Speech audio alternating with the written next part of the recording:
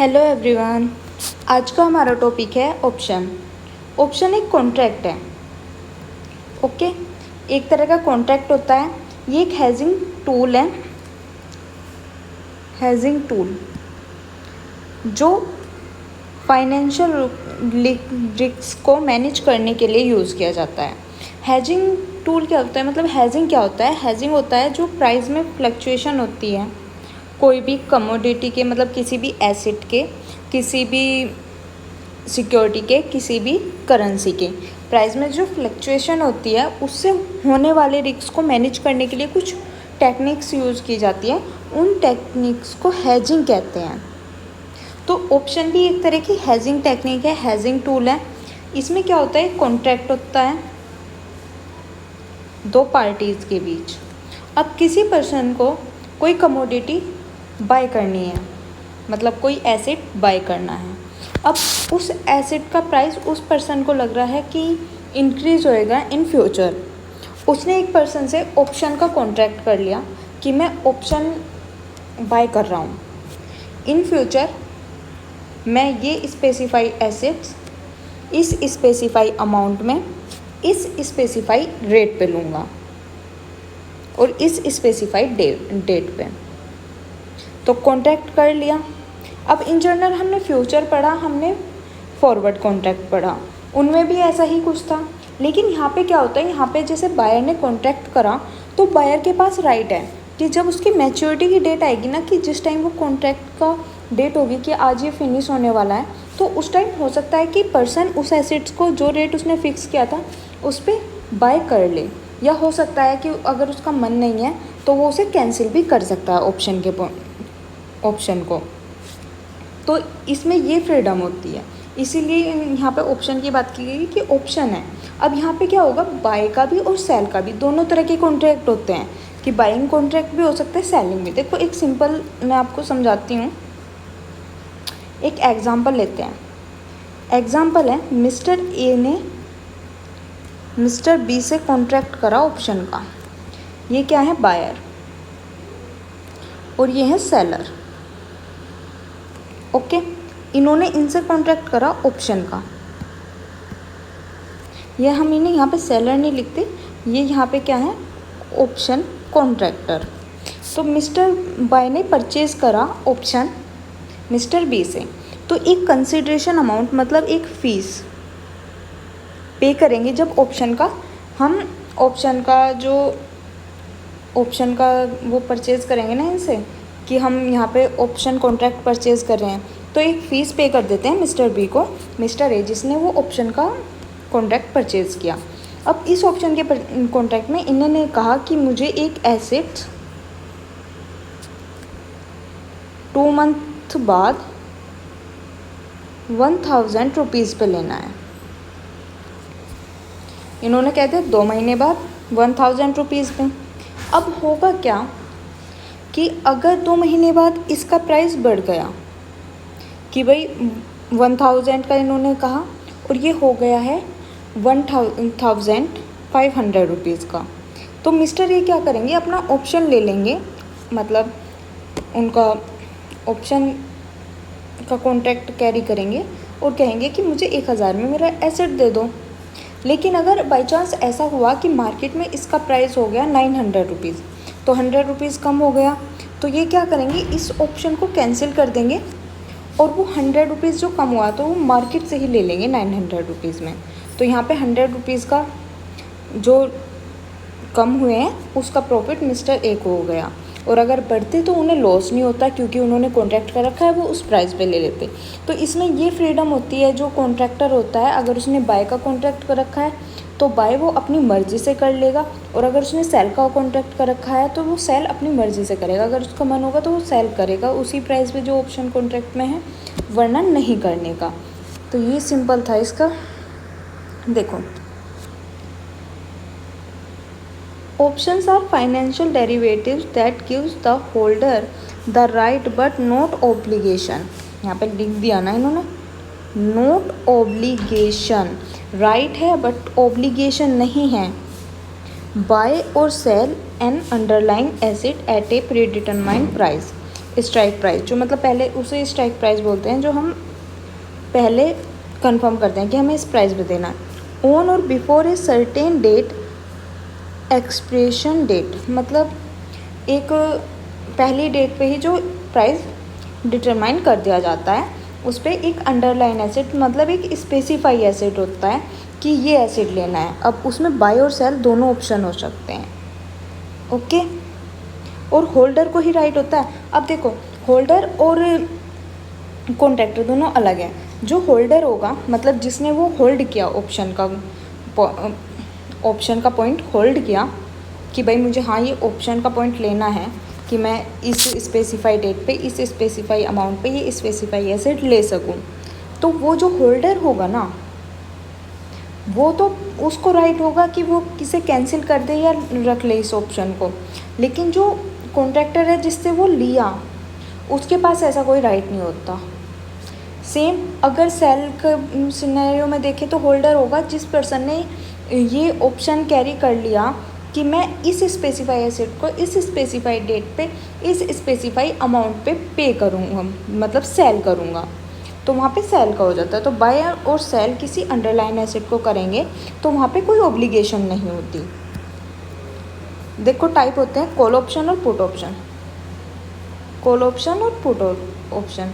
तो right to buy underline asset और right to sell underline asset. Call option में buy का right होता है और पुट ऑप्शन में सेल का।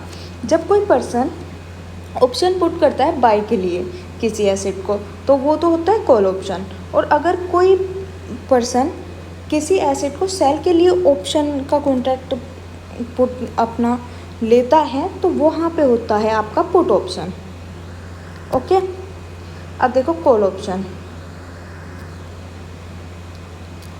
Give the holder the right buy an underlying asset at a strike price, मतलब जो प्राइस कंफर्म किया गया था अपने कॉन्ट्रैक्ट में, उस प्राइस पे बाय करने का होल्डर को राइट देता है ये। अब इसका एग्जांपल देखते हैं, उससे आपको और अच्छे से समझ में आएगा। Buyer purchase call option to buy 100 share of XYZ stock.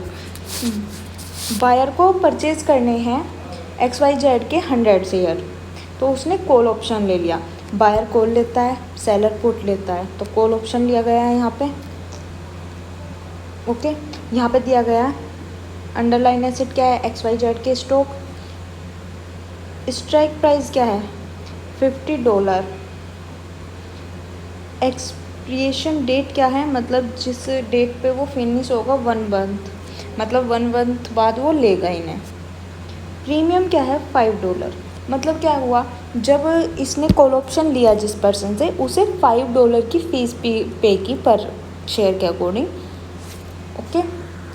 अब यहाँ पे कुछ सिचुएशन है, सिनेरियोज या सिचुएशन। पहली सिचुएशन ये है 1 महीने बाद लेने हैं उसे, तो क्या होता है, उसका प्राइस इंक्रीज़ हो जाता है $60।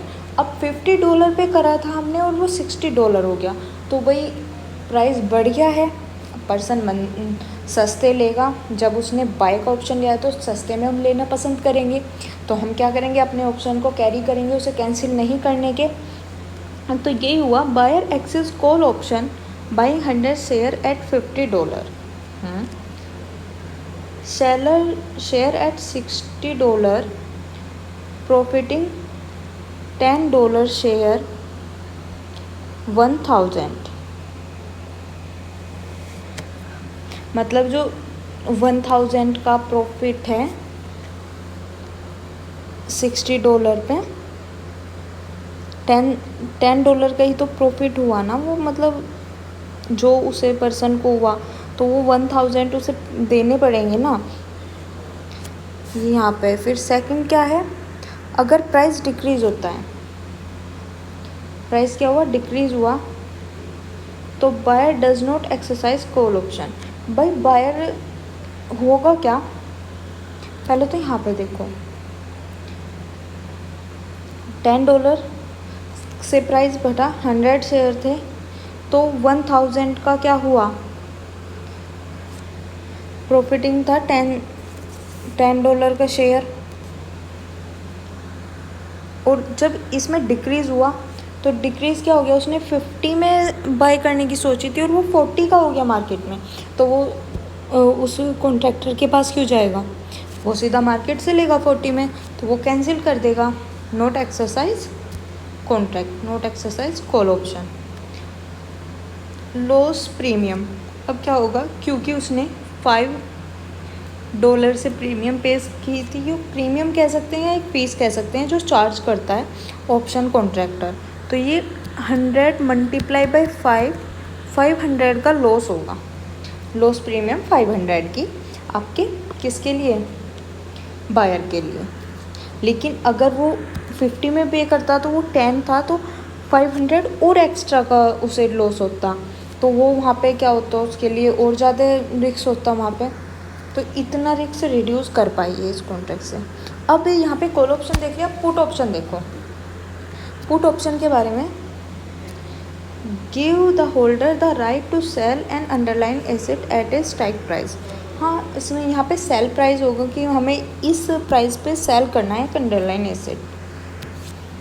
एग्जाम्पल से देखते हैं। पहले की तरह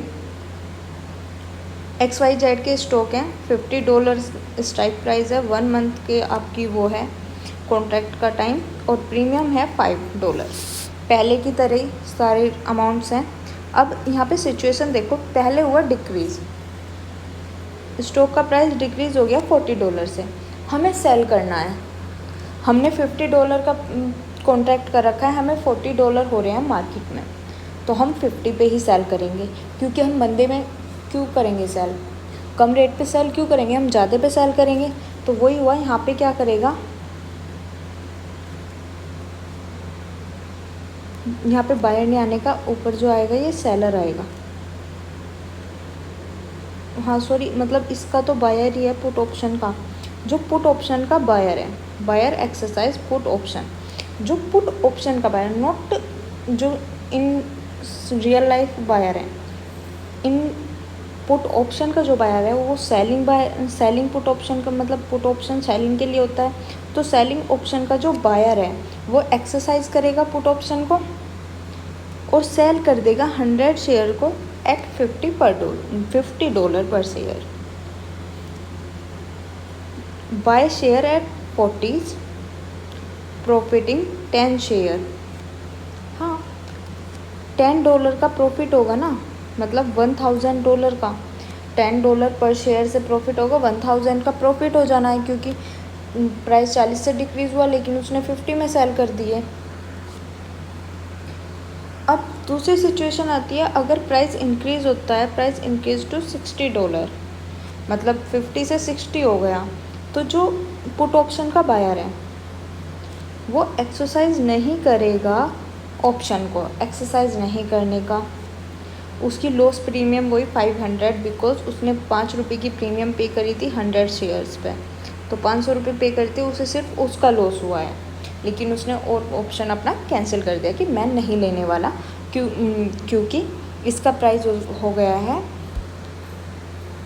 मतलब ये ऑप्शन नहीं लेने वाला क्योंकि इसका प्राइस इंक्रीज़ हो गया। मैंने 50 पे करा था लेकिन मार्केट में इसका प्राइस 60 मिल रहा है, तो मैं मार्केट में सेल करूँगा, ना कि तुमको। ओके, ये क्यों हुआ, देखो इन्हें अपना रिस्क रिड्यूस करना था। अगर लॉस की सिचुएशन होती तो ये अपने को वो जितना इन्हें प्रॉफिट चाहिए था उतना तो मिल जाता। अब इनकी लॉस की सिचुएशन नहीं रही, प्रॉफिट की रही, तो इन्होंने कैंसिल कर दिया। तो ये था आपका ऑप्शन। ये बेसिकली हेजिंग की टेक्निक है, मतलब फाइनेंशियल रिस्क को मैनेजमेंट करने के कुछ टूल हैं जो यूज़ किए जाते हैं और ये लीगल होते हैं, मतलब लीगली एक्सेप्टेबल है, सेबी के रूल रेगुलेशन इन पे अप्लाई होते हैं। ओके, तो अगर आपको मेरी वीडियो अच्छी लगी हो तो प्लीज़ लाइक